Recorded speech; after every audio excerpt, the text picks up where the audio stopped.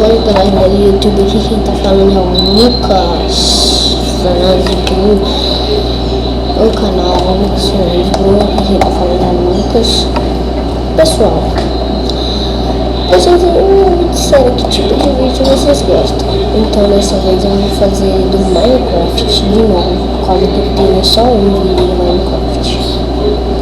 Vamos abrir o Minecraft.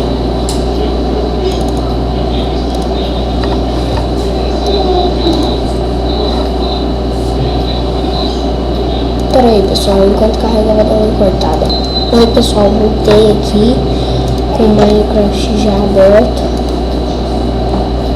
Pessoal, eu vou ensinar como fazer monstros no Minecraft para fazer muitas coisas legais.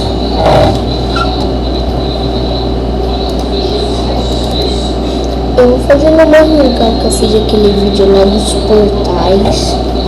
Se vocês gostarem, dá um like, comentem, se inscrevam. Viu? Então tá. Pessoal, a gente vai precisar de bloco de ferro, uma abóbora,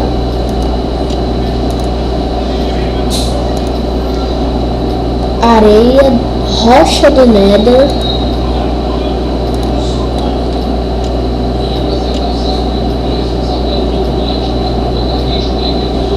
e a areia das almas. E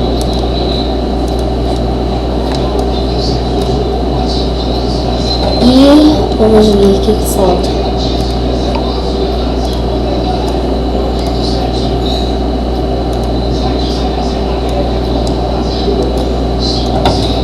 E crânio de esqueleto de Wither. Bom, primeiro eu vou ensinar como fazer golem de ferro. Você bota em forma de um T, assim, e bota uma abóbora em cima. Está vendo? E você pode notar que ele é bem resistente. Ele não morre nem com espada de diamante. Agora vamos fazer um Wither. Cuidado com ele, que ele é muito raivoso. Eu não lembro se era com rocha do Nether. Vou tentar com os dois, mas eu acho que é a areia das almas. Não pessoal, é a areia das almas. Pega a areia das almas e faz um T, igualzinho ao do golem de ferro, do mesmo jeito. Pega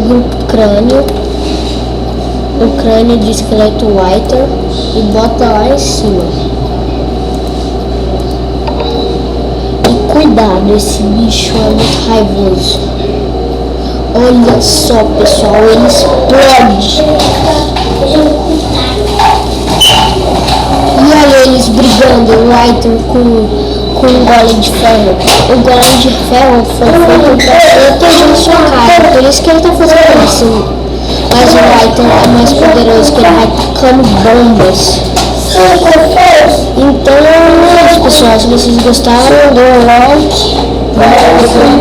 Então tchau.